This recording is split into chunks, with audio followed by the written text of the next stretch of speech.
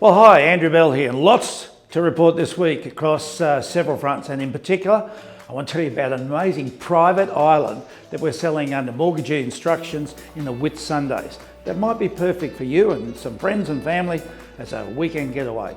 Now, firstly, we're the most comprehensive release of the state of the nation of the real estate market for the calendar year ending 2023. It's always interesting to me the different research houses and how they end up with different statistics. But that's because they rely on different sources of information. What I do personally is work with the most credible research houses based on my experience over the past nearly 50 years and look to see whether there are any vast differences. Through my role as a board member of the Real Estate Institute of Australia, I'm able to reach out to a whole range of industry experts, and pleasingly, in general, there is consensus.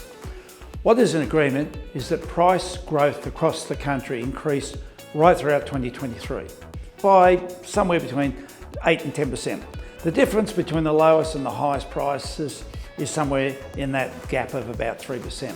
But what's in agreement is that prices grew right throughout the year and actually accelerated in the final quarter of 23.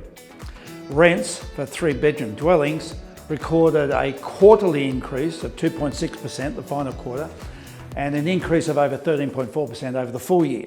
For 2-bedroom dwellings, the increase was 0.4% in the final quarter and a total of 16.1% over the full year. No question the demand for 2-bedroom units is where the greatest need is throughout the country. Cost of living is the number one concern for all of Australians, whether they are home purchasers or renters. No surprise on that one. And a really interesting statistic is that the number of new listings in the market in February rose 18.5% over 2022 results. Now, a lot more information to report to you in forthcoming e-newses as it comes to hand. I'll certainly get that to you. No surprise that applications for home loans have been in decline for several months now. Higher interest rates have definitely eliminated quite a number of people out of being purchasers in the marketplace, whilst others are just simply concerned about what might happen with interest rates. Because whilst most people are talking about interest rates falling sometimes later this year, some are saying into early next year, there are others who are suggesting that's not going to happen at all. But something that's really interesting is that more than 1 in 4 properties sold across New South Wales, Victoria and Queensland over the previous year were paid for in cash by a widening pool of buyers immune to interest rate rises. As it shows from a report from PEXA, cash buyers splashed a total of $129.6 billion, snapping up homes in regions and inner cities. Now, that was an increase of 1.5% over the pool of people buying for cash in 2022. And the share of mortgage-free properties also swelled during that same period, rising 2.9% to a total of 28.5% of all home sales, no mortgage. It certainly highlights the activity of those who have made handsome profits from owning real estate in recent years, and those parties being more active and simply forcing out those who are getting mortgages simply can't compete on the same basis.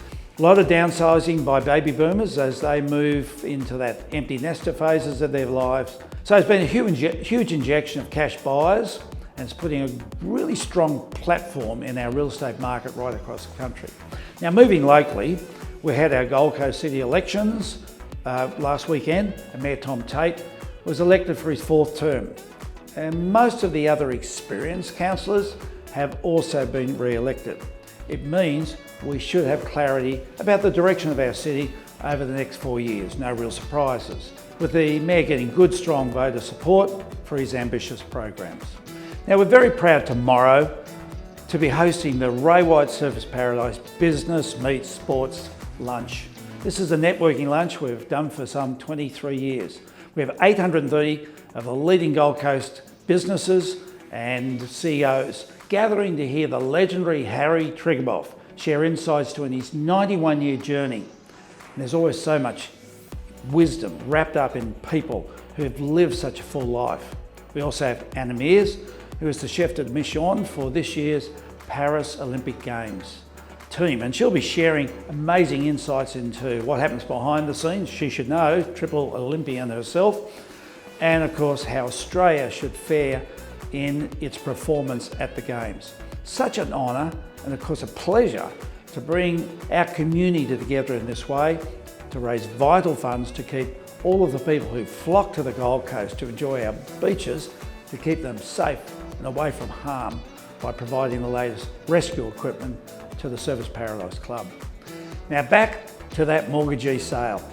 It's called Victor Island. It's 3.14 hectares, situated just a kilometre or so off the Australian eastern seaboard near Mackay. It's one of only a few privately owned perpetual leaseholds islands in the Whitsundays. It's eco-friendly and predominantly self-sufficient, with a renovated 4-bedroom stylish finished residence plus self-contained caretaker's cottage.